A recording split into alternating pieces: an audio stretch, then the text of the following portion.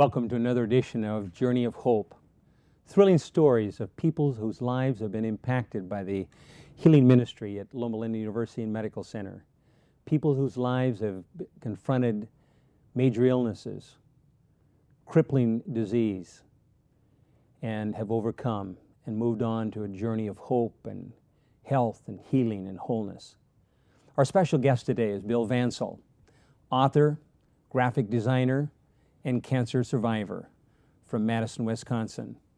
Bill, we're so glad to have you here on our journey of hope, and I know that you've got a story to tell. And before we get into the illness that you had and the book that you've written here, tell us a little bit about your background. I understand you're from the Midwest, and tell us just kind of how things got started with you.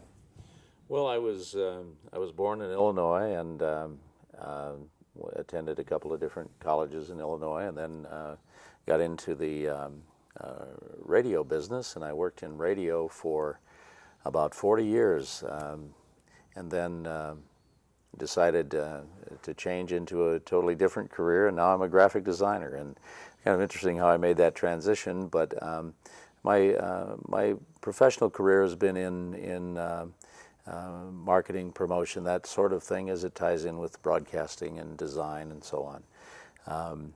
I live in Madison, Wisconsin, and I started my graphic design business there in 2001.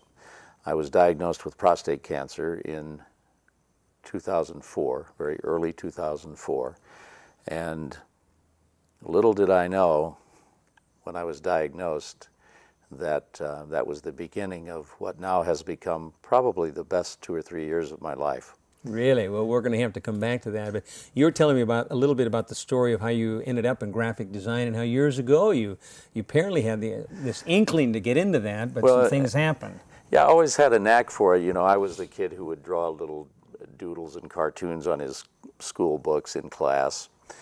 And when I started college in Illinois, I studied what we then called commercial art, and I wanted to be a commercial artist. I got sidetracked, though, because after my first year in college, I applied for summer jobs at my hometown, small town in Illinois, Kewanee, Illinois. And I got 2 job offers. One was from a sign painter, because I thought that would be an interesting job for me. And I also applied at the local radio station because I had done a little bit of radio stuff in high school. I got a job offer from both of those places, and I decided to take the job at the sign company. So you had a choice to make. Yeah, sign company or radio station. Well, I took the job at the sign company. After all, I was going to be a commercial artist. So I went to work, and the very first day, the owner of the sign company had me paint one sign. It was to go in a laundromat, and it said, "No dyeing." Well, I took most of the day to paint the sign, and took it up to the owner of the shop and showed it to him, and he said, "Well, that's very nice." I said, "By the way, you never told me how much I get paid." And he said, "Well, you don't get paid. You're an apprentice." And I looked him straight in the eye and I said, "No, I'm a radio announcer."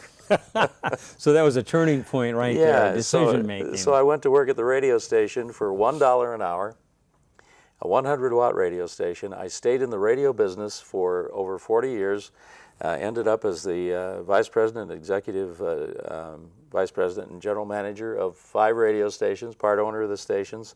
But then computer graphics came along, and I started using that to do some of the radio station stuff. And then I realized, wow, I could make a no dyeing sign in 5 seconds. And I was, at that point, a little tired of the big corporate rat race and the board of directors meetings and all the goal setting and everything that comes with that big corporate structure. I wanted to be my own boss. Well, you were saying there was a lot of consolidations going on, Yeah, consolidation of radio stations. It had changed a lot from the early days when I was a disc jockey. It wasn't as much fun anymore. So I said, I'm going to start my own business. I'm going to do graphic design because that's what I always wanted to do. So after all those years in broadcasting, I changed direction completely and started a graphic design business. Now I design websites and logos and some print design things. And oddly enough, quite a few of my clients are radio stations. So things were going fine for you. Your graphic design business was beginning to grow. And then in 2004, what happened? Well, I went to see the doctor about something totally different, and he decided to do another PSA test for me. And actually, I couldn't remember the last time I had one, which is part of the message I think we need to get out to men, is that they are the best advocate for their own health, and they need to get tested for things, and they need to know what they need to be tested for. PSA, what is that? A PSA test is a test for prostate cancer, prostate-specific antigen. And I couldn't remember if I'd ever had one, and my doctor said, well, as long as we're testing you for this other thing, let's give you a PSA test. So they did, and it came out with... Is that a very sophisticated test or a simple blood test? Simple blood test, painless, inexpensive. They did the test. I got a score of 7.15, which is pretty high. Okay. And I mean, I know a lot of men, they can tell you what their Social Security number is, what some of their credit card numbers are, but they don't have a clue about what PSA is. And I didn't either. Early in my book, I mentioned being a radio guy. I thought PSA was a public service announcement. All right. All right. But so I learned better. You came back with these numbers of 7.4. Apparently, that's high. And then they did a biopsy, and I got what they call a Gleason score, where a technician looks at it through a microscope, and they determine about how aggressive they think the cancer is, and they give you a score. It goes up to a scale of 10. I had an 8. That also is very high. That's a high rating. So I had a pretty aggressive form of cancer, of prostate cancer.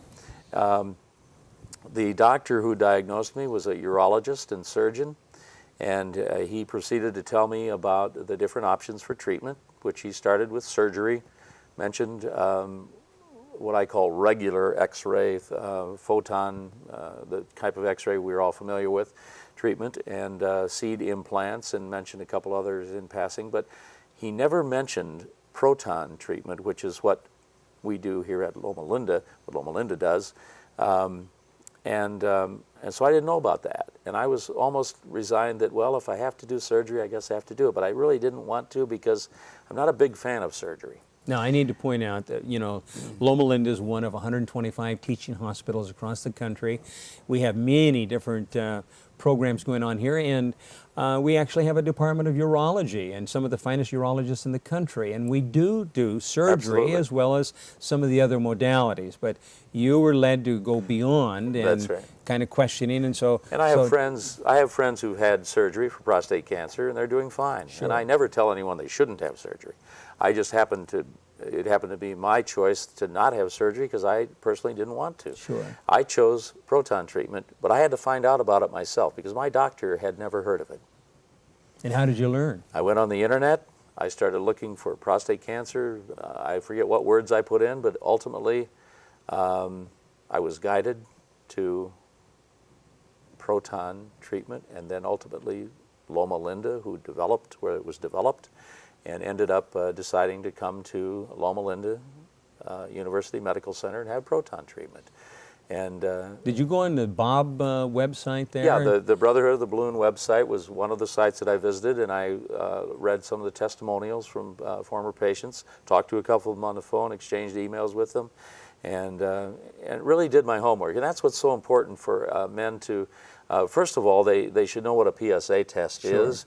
Any man who's, if he has a history of prostate cancer in his family at age 40, if he doesn't, at least by age 50, should start having a PSA test on a regular basis, once a year at least, and know what that means and know how to interpret it, because it's so important. And if it's detected earlier, it's that much easier to treat. So they need to take responsibility for their own health. Absolutely, because you cannot...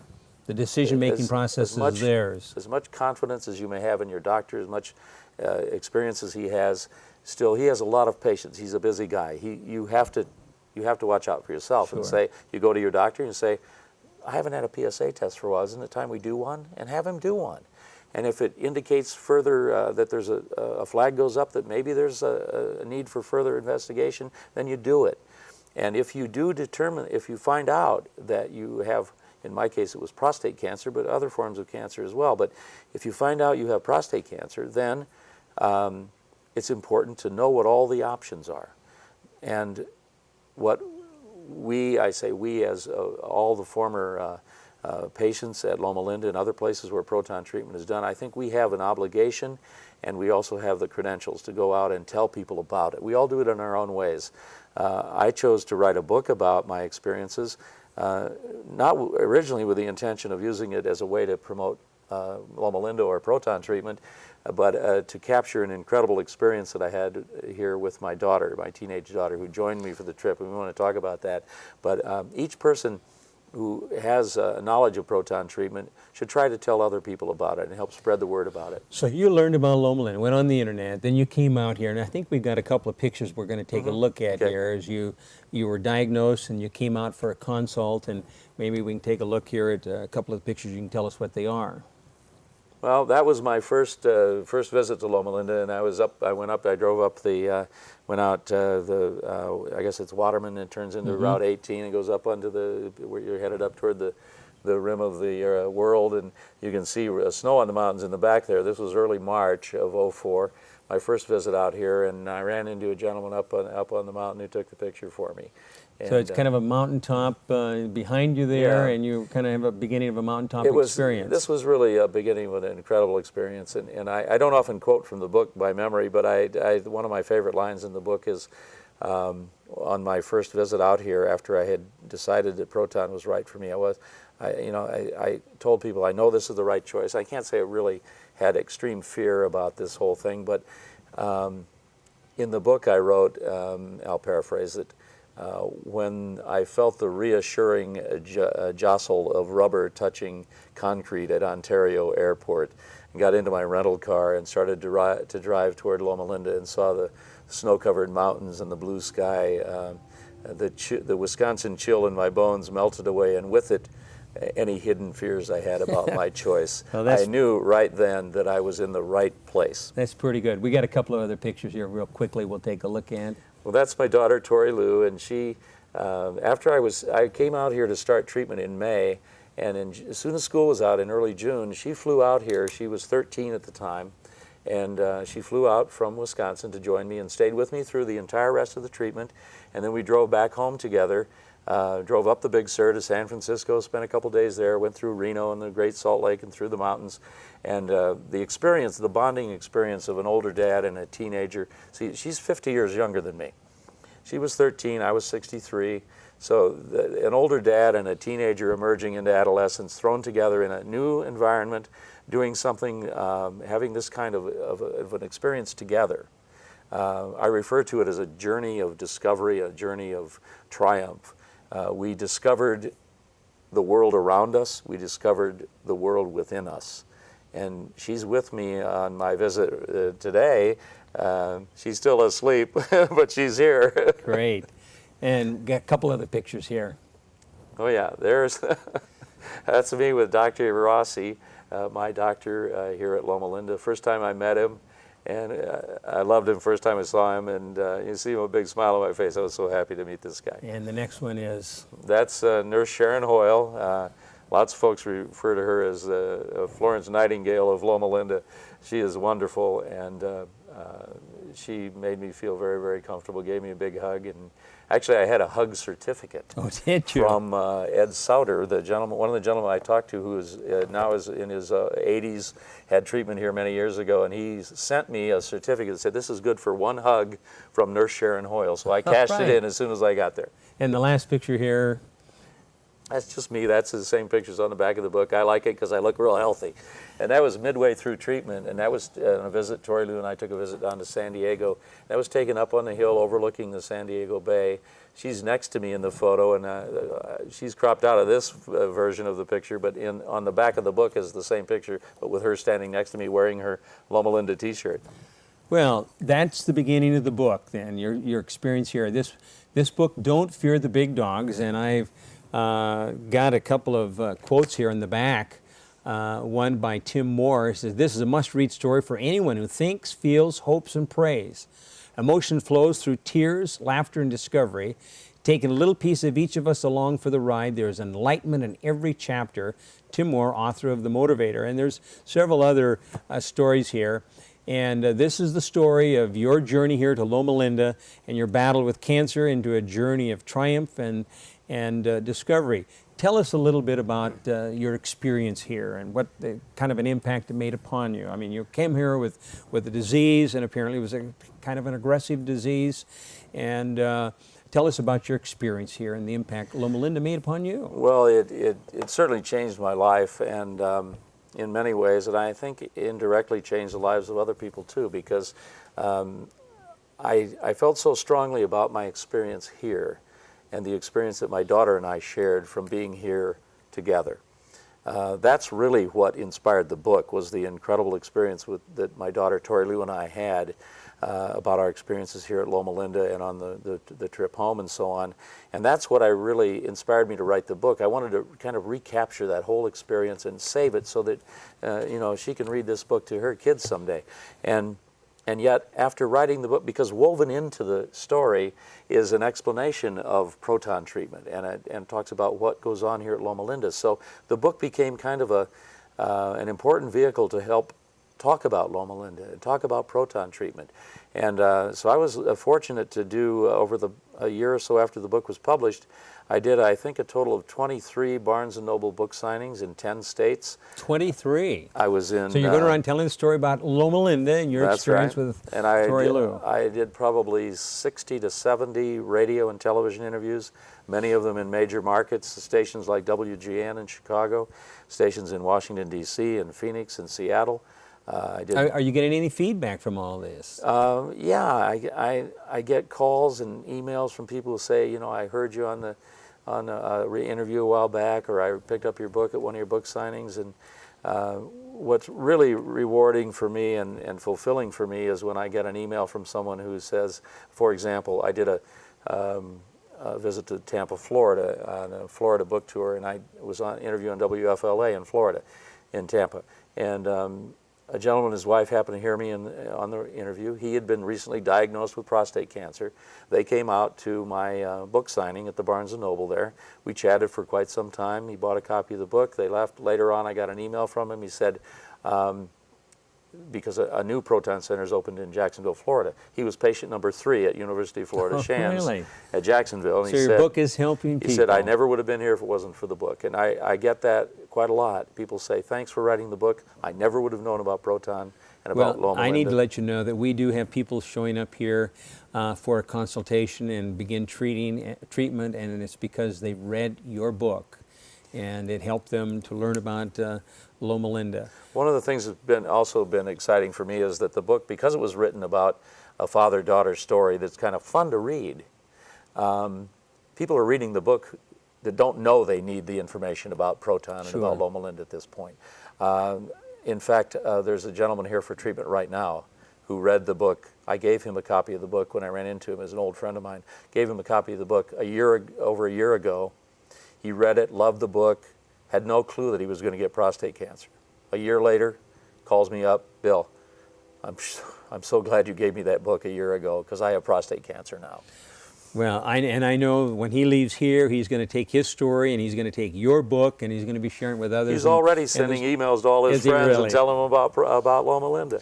Tell me, you had written a couple things in there about what you discovered about Loma Linda and about the mission and the impact it had upon you. Do you have time to read the whole book? I'll just read the whole thing. Well, we don't have time to read the whole book, but you had a reference there, I think. I purposely picked out a couple of things. I don't typically read from the book, but I think you'll enjoy this. This is when Tori Lou and I first arrived in Loma Linda after I picked her up at the airport when she flew out to join me. It'll be out of context where I start, but minutes later, the freeway sign came into view, Loma Linda University next exit. Making the exit onto Anderson Street was more than just a routine escape from the perils of the freeway. Later, we would come to realize and appreciate the significance of the turn we were making. It marked the start of a 5-week sun-drenched sabbatical during which a dad and his daughter, 50 years his junior, would discover just how much they had in common. That's really what the story is all about. Yes. Dad would witness how a teenager could skate, she's a skateboarder, could skate fearlessly into unknown territory and make friends just by being herself, gregarious, frighteningly perceptive, and sometimes a little fanciful. She would see how a dad could maintain a positive attitude in the face of adversity, be serious and whimsical at the same time, and sometimes show an amazing ability to figure things out. Well, you got a great way of writing and expressing yourself. There was something in there about the mission, I think. And that was the beginning of the period. By the way, I'll mention there's a website for the book. It's don'tfearthebigdogs.com. Don't put the apostrophe in don't. don'tfearthebigdogs.com. And on there are a lot of pictures of this. The first is 3 sections of pictures. One is when I was out here to start with, and then the second section is when Tori Lou was here with me, and the third section is our trip back to Wisconsin. It's fun to look at. So if anybody wants to visit the website, they could certainly welcome and invited to do that. And sign up for our newsletter too while they're there. When I finish treatment, how are we doing on time? Are we doing okay? Yeah, we're doing fine. Okay, good. This is what I wrote on the immediately following my last of 44 proton treatments. So you're down at the end, and this is your experience. I finished my treatment for prostate cancer. Okay. I'm done. I'm well. And this is what I wrote. Okay. Yeah, sometimes I get a little choked up when I read this, so I may have to hand it to you and let you finish it. Back in the changing room, as I was looking in the mirror, untying the perfectly tied knot behind my neck that held up the hospital gown, the realization that my treatments were actually over hit me. Tears gushed out uncontrollably. I was never able to establish the predominant source of those tears. Was it relief that the treatments were finished? Was it the knowledge that maybe I had finally crushed the chattering cancer gremlins? That's what I refer to those little things inside you that go or was it because this whole marvelous journey was almost over? The best I could determine was it was a blend of all those things. In the mirror, I saw my own face tanned by weeks in the California sun, reflecting a mystifying mosaic of sheer relief, genuine joy, and yes, profound sadness. Okay, you go. Okay, I'll pick it up. So that's it. First they told me I was sick, then they treated me as if I were sick. Then they told me I'm not sick anymore, and I still had feel the same as I did before I found out that I had cancer. It almost seemed too easy. As I walked down my secret hallway, which would lead me out of the hospital, I contemplated the enormous impact this place had had on so many lives over the years. Okay, I'm okay now. Okay, well, we're coming down here. I got to finish it. Loma Linda Medical Center is a Seventh-day Adventist health sciences institution and truly lives up to the mission statement posted in the in the Radiation Center lobby. The mission of Loma Linda University Medical Center is to continue the healing ministry of Jesus Christ, to make men whole in a setting of advancing medical science, and to provide a stimulating clinical and research environment for the education of physicians, nurses, and other health professionals. Thank God for those who work to advance medical research. And then I go on to talk about an early experience I had where I saw my father for the last time when I was 3 years old, and he was going off to Mayo Clinic where he died of Addison's disease, which at that time they had no cure for. Now it's controllable. If medical research had discovered what they discovered about that disease earlier, he would still be alive. And that's why I'm so thankful for the research that's being done here at Loma Linda and other places. Well, I know a good portion of the profits that come from your book are dedicated to going to help out with the James Slater Chair for research, and also the new Bob Fund that's been established to help with the continuing research. Tell us very quickly here, what are some of your plans for the future? Well, I plan to continue to observe in amazement the development of my wonderful daughter, Tori Lou, who's will be a junior in high school. She was just about to enter 8th grade at the time of the experiences we wrote the book about. She's going to be entering her junior year, and she's doing great in school. She's become an accomplished guitarist and writes songs. She's an excellent snowboarder and skateboarder and writer, and she's going to be studying graphic design and photography in school, she says. She's good at that as well. She teaches me things about graphic design I haven't figured out yet. So I guess what I'm focusing on right now is just helping her to continue to grow and to blossom into a wonderful, wonderful person. Because that's really what it's all about. I think we pass along those qualities and we see them blossom within our children, and they really, we live on within them. And so, is there another book in the offing? I'm thinking about another book, but it's going to be a totally different thing. With all my crazy experiences in the corporate world, I'm thinking of writing a book about that, just because it would be fun to do. But I might write another book about Loma Linda or my daughter and some of our experiences, because we've come back so many times. There could be a follow-up. And you've told me there's something happens when you come back to the institution where you were treated. You know, this is one of the few places in the world where people come back just to visit the institution. When I walk into the, I love going down to level B in the proton treatment area. The receptionist there, everybody loves her. Her name is Levita. And as soon as that elevator door opens, Levita's eyes light up and she says, "Mr. Bonsil," and she gives me a big hug and I say, "I'm home."